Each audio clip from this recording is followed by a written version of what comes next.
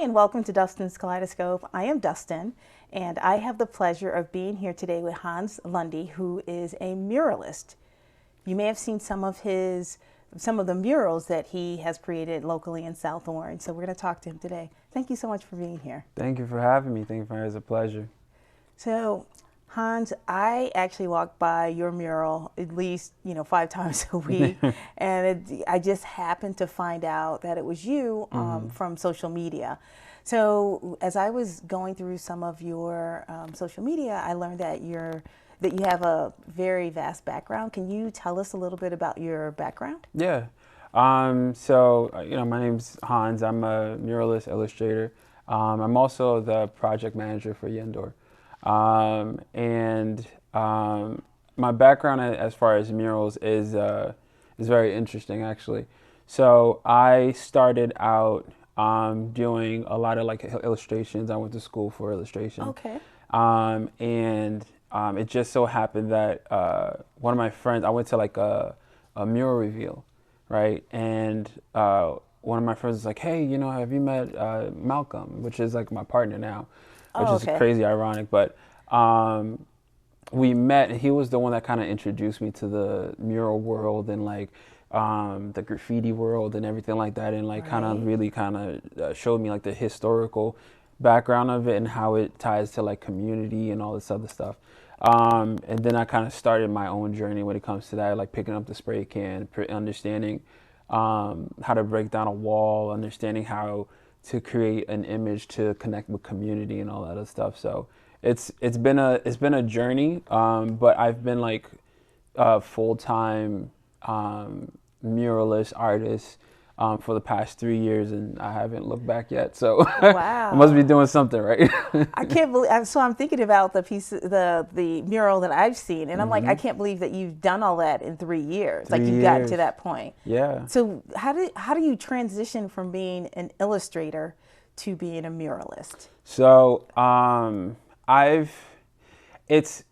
the techniques are similar to what I used to do as far as like canvas work, right? Because when I went to school, I was studying to be an illustrator, but in high school I had a mentor, and he was very strict on me like learning like the old masters techniques and all this other stuff. So like I knew murals, but I knew murals in like the era of like Van Gogh and all this other stuff when they used to like literally chalk up the paint and try to mix it themselves and everything like that. Right. But the transition to that was kind of like applying the concepts that I knew about painting into what murals was, right? By putting a base coat, by understanding how to use the different tools to get the details, and how to scale it, and the different ways of scaling and everything like that. So it's kind of like it's kind of like the same concept of a painting, but it's like 10 times more advanced because like a lot of the tools that I use, or as muralists we use, are like construction based. And then like we kind of manipulate the tools for our own use when it comes to the walls. So when you say you use construction-based tools, what do you mean, like the paint, or do you mean the actual physical tools? The physical tools. Really? Yeah. So like something as simple as like a drill, right? Excuse me. Something as simple as a drill, we use that to mix the actual paint. So like we have like certain tools to mix it, or when it comes to like what you would traditionally use in a studio, as far as like a brush, we would use rollers, but we just don't use it in the traditional way like a painter would just come in and paint. We kind of manipulate the tools so it can have like certain textures, or learn how it actually fits in our style, things like that. And even like learning how to use a boom lift or a regular lift, like a scissor lift and all the other stuff. Like all those are like real construction stuff. So, but like it's necessary to do like a 4-story wall or a 5-story wall or whatever it is. So when you're doing, so first of all, when you say that you're using a drill, is that to mix the paint? Yeah. Okay. So 'cause it's so thick, I assume. It's two things. So like depending on like the type of work or the type of wall project we're doing or I'm doing, sometimes like we need I need a primer to put it Oh, on the okay. wall, or Okay. if I am mixing my own like gloss into the paint to make sure that it seals right. So all that other stuff, like it's a whole science to it Got it. when it comes to that. But all the tools that like a construction person would use, or a construction man or woman would use, like we're using the same thing and like reinventing it a little bit, or reinventing the use of it for our own benefits. That's Yeah. amazing. So you mentioned like you have to learn how to use the lift because you might have a 4-story wall or Yeah, 3-story yeah. wall. How do you actually map it out? A big Oh, mural for the like that? wall? Yes. Oh, see, that's trade secrets right there. I can't Oh, even say okay. that. No, Without telling trade secrets, I'm just no, trying to I'll tell like, you. how do you do that? Because I've seen some people like There's, trace, and then I see some people do it freehand. yeah, there's a couple ways you could do it. It really depends on, it really depends on the size of the wall, or it depends on like how, or the shape of the wall, right? Because Okay. not the same method won't work on the same wall Oh, because really? of the different shapes. So like there's a project that me and my partner did, right? We did this project in the South Ward in Newark, Okay. right? The mural's called Intishaki Shange, Okay. right? And it was a wall to contribute to her for all the work that she's done Right. for Black women and everything like that, and pushing that agenda. But the problem with the actual wall was there was 3 windows.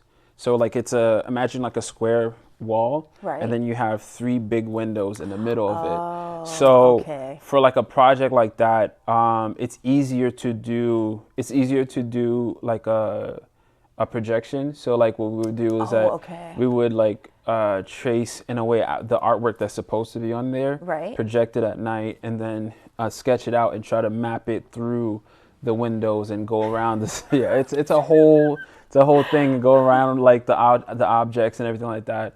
Um, Another technique that we use a lot would be so they call it doodle grid, right? Okay. Um, let's say if we don't necessarily have the time to I've never used the grid method, so basically like just putting lines on the actual Yes. wall. I've It seen, takes yeah. forever. Oh, And really? like Oh, when it comes to projects, it's all about like getting it done right, but also the speed. okay. Right? So the doodle grid is like you'll see us come in and I'll do a whole bunch of different weird numbers, letters, shapes, and everything like that. And it looks like chaos. But what it's actually used for is an actual grid. So I would take a picture of it and then use like an app such as Procreate or Photoshop, right? And I would use that picture as my base, and then I would take another image, put it on top, and have that as the, and then like bring down the opacity, and it becomes like a map for me to Okay. follow when I come to the wall, and I'll just go follow. I'll follow the map of what I Oh, I did, and then see, just because it's draw it on already top. Yeah, yeah, drawn. yeah, Okay. yeah. And if you're like, so I notice, at least when I've gone on your social media, most of your murals are on the wall. Do you Yeah. do any of them on the ground? I do. I actually did a project in East Orange for, it was like a Black Lives Matter project, Oh, okay. where they took, it was at the, um, oh my gosh, why am I blanking? Village. It's gonna come to me later. But it was for the Black Lives Matter movement, and it was a whole parking lot. We Oh, took up okay. it was a huge space, but each artist had a letter, and we had to like come in and prime the letter and everything like that, and actually draw on the ground, which is a whole different type of technique. Yeah. And even in the midst of that, which was like crazy, there was a rainstorm that happened, and it hailed at the same time. It was, Oh, man. yeah, that was fun. That So was fun. something like that, where you're dealing with the elements, even if it's on the wall, whether it's on the On ground or the on the ground, the wall. wall, yeah. How do you deal with that? Because you can't paint everything in one session. No, no, no, no, no. So how do you deal with like maybe the next day, maybe this day is perfect, and the next day it's gonna, it may rain. How do you deal Deal with with that? with Mother Nature and her Yes, moods. yes. Um, Sometimes it's like I usually map out what's gonna happen throughout the whole week, right? So like, let's say if you were hiring me for a project, I would tell you, and it's like a decent wall, or like maybe 30 feet or something like that, right? Okay.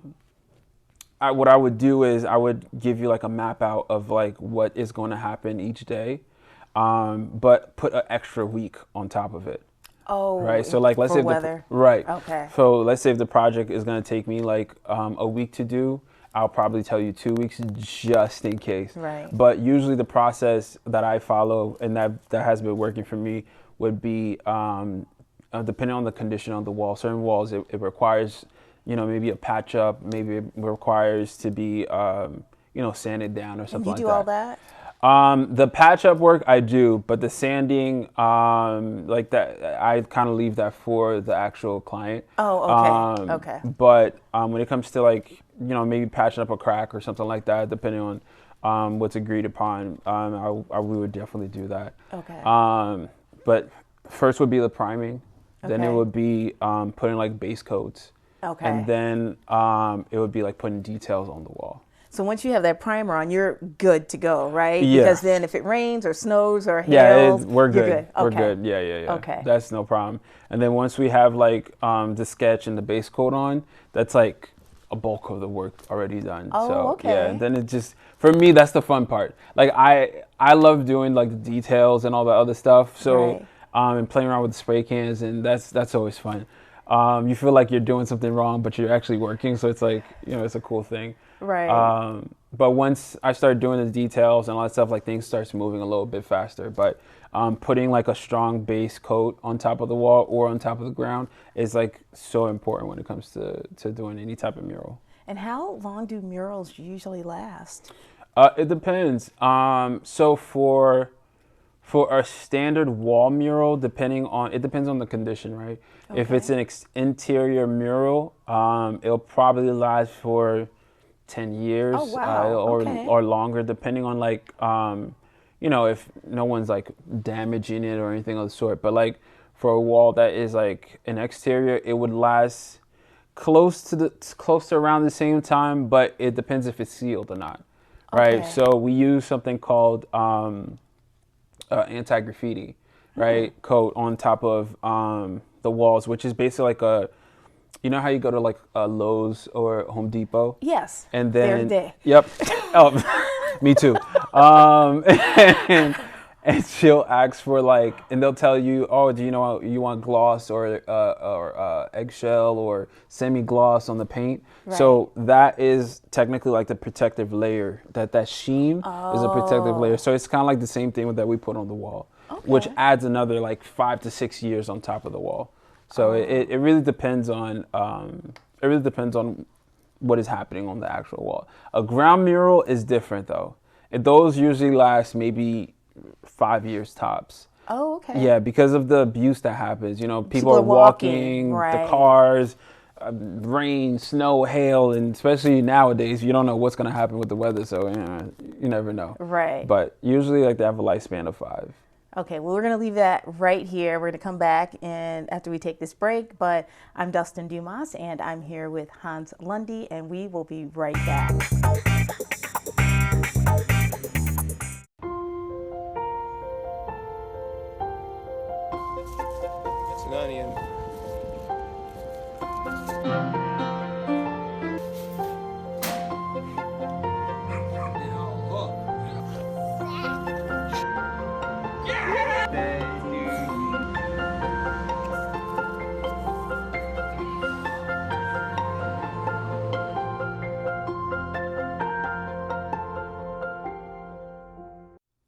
Hi, and welcome back to Dustin's Kaleidoscope. I am Dustin, and I am here with Hans Lundy, who is a muralist. And at the end of the last segment, you were telling us, part of the process that you use. But, one thing that I was very interested in learning is we see the murals, but can you tell us a little bit about the research that goes into creating the murals? Yeah. So when it comes to like to any project that I enter, right, or accept to do, There's a ton of research that happens behind the closed doors and everything like that. And I know like it's always like a magical thing when you see like a wall blank and then you see this crazy image on there and you're like, oh my God, what just happened? Right. But like what people don't see is the 2-3 weeks that was spent researching either what the client was asking for or whether if it is like I'll speak to the mural for South Orange, right? Okay. So when I saw the project, they wanted something that dealt with like music and dealt with colors, right? So something that I researched something that I researched a lot was what colors affect people's moods, right? And how does that translate to just seeing it or what happens to those to when you see a really nice orange or a purple or a transition to like a blue or anything of the sort. So it really like ties into like color theory.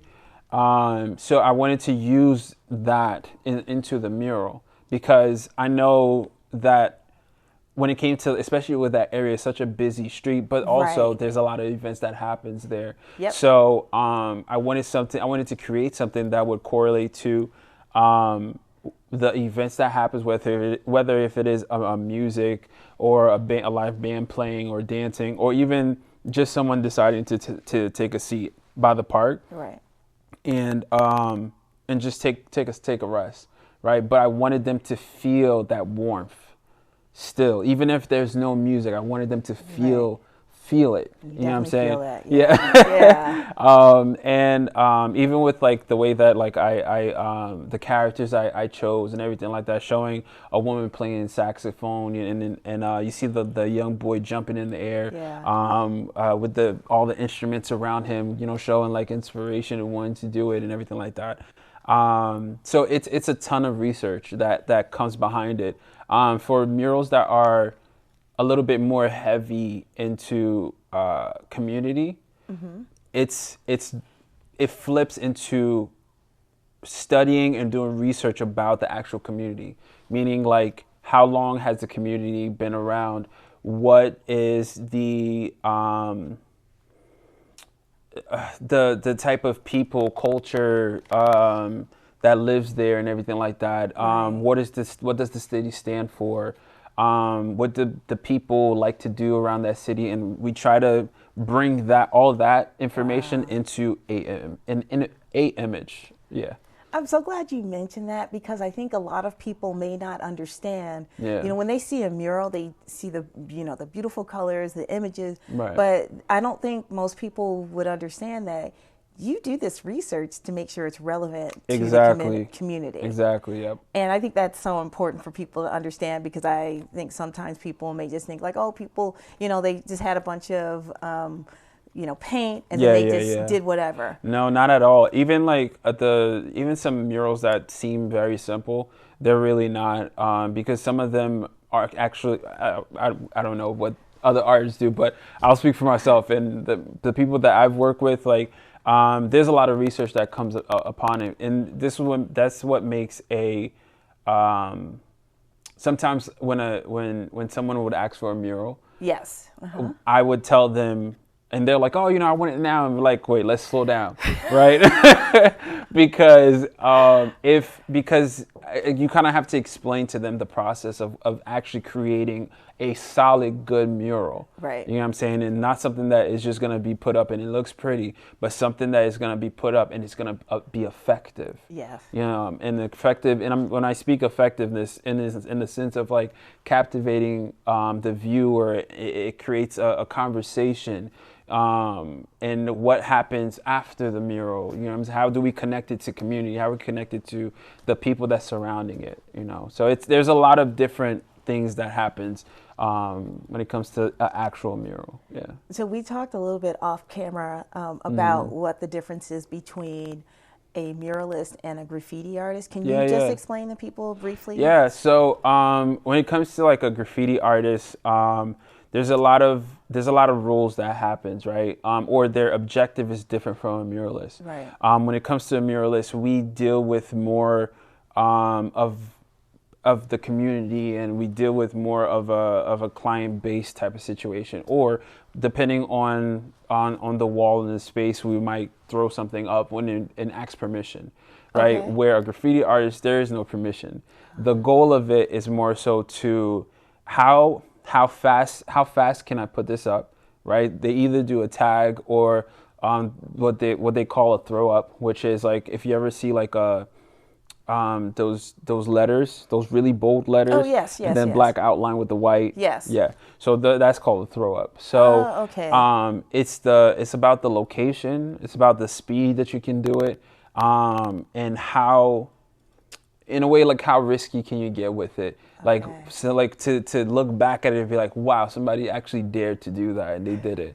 And most of the time you won't really see graffiti artists like show their face and everything like that, because that's just part of the culture. Because they're trying not to get caught. They're trying not to get caught, but also they're trying to make sure their name is known. Oh, because a lot of times you'll see, like we were talking about Banksy, right? Right. So you'll see like a Banksy write up or throw up or anything of the sort. It's mainly about the name and where can you get the name and how risky can you get with putting the name. Right. But Banksy is a lot different. But for like a actual like graffiti writer, yeah, that's their niche. Wow, that's so interesting, because it's totally different from what you do, which is very different. planned. Yeah. You do a lot of research, and Yeah. you take your time with the client, like to determine what is, the best thing. Yeah. So do most clients just say like, I have this wall and I just want to put something on it, or do they lead you and say, I'm thinking about this. This is what I would like on it. What do most people do? I deal with both. Okay. Really. A lot of clients, sometimes they know exactly what they want. Okay. And sometimes like they'll have an idea of what they want, but not necessarily have like an image that ties to it, right? Oh, okay. When it comes to both, I work with them a little bit different, right? For the client that knows what they want, it's the battle can be, yes, I'm gonna give you exactly what you're looking for, Right. but at the same time, it might need to be tweaked Okay. based off of maybe the image that you're looking for is too much, right? Or it I has like see. so much that it makes it feel chaotic, right? And certain things have to be simplified and brought down Right. so that like it's a direct message to what you want to speak about. And then for like a client that doesn't necessarily know exactly what they want, then for me, those clients are fun. Right. Because, I mean, both sides are fun, but like the client that doesn't know what they want but have an idea, it leaves me a lot of more room to be more creative, Okay. right? And so like it's almost like just taking the concept, but then creating my own spin to the concept, Right. and then creating the image. Right. So in that sense, we're almost creating the piece together, where with the other side of it, it's taking the piece that's already created and tweaking it. Got it. Yeah. I got it. Okay. So have there been any, right before we started this segment, you were about to tell me about a memorable mural that you did. We did a project down in the South Ward where we Okay. were painting the abandoned buildings, right? In the Right. neighborhoods, and Yes. going to like 18th Street and 17th Street down in Newark and everything like that. And while I was painting, it was like a boy that was painting. His like really smile, had a big old smile, and then like you see the characters going around it. It was a really cool painting. This was like one of my favorite ones. But this guy came up to me like in the midst of it, and mind you, there's all types of different people walking back and forth and everything Right. like that. And this guy comes up to me. He's like, "Yo, what you doing?" And I was like, I'm painting. I'm doing a mural and everything. Like he's like, "Yo, man, let me tell you that brought a real smile on my face." He was like, I know you painting a kid and he's smiling, but he's like, "I've seen this building all the time, and it's burnt down, and I'm tired of seeing it." He was like, "But seeing what you painting just brought a smile." He was like, "I saw it the other day, and I'm happy that I actually got to meet you." And like it's like those little moments that it gives you so much energy to continue. Wow. Because it's a different appreciation Right. for the work. you know. And it was funny because the same guy came the next day. He's like, "Hey man, do you know what they're gonna do with with all this like art?" I was like, "I have absolutely no clue." He was like, "Listen, if they don't do nothing with it, I'm taking this door." I was like, "Hey man, do what you gotta do. Do what you gotta do." He was like, "It's gonna be my door in my house." I was like, "Take it, man, take it." But like those moments, they're priceless, you know. It's because Right. it just like it shows the appreciation that people have when you come in and do work, but also especially like when you've grown up in those type of areas, Yes. Yes. it gives it a different feel, you know, like you're doing something right for the community. But yeah, that's one of them. I will never forget that guy. I can still see his face to this day. But it was hilarious. But it shows like how powerful of an impact your murals have on the Yeah, community. yeah. I mean, that's so cool. No, it is. It is. It really is. So, are there any new projects that you're doing right now? Yeah. Right now, I'm currently working on a couple schools. Okay, I'm working in East outside or Orange. inside or On both? both. Okay.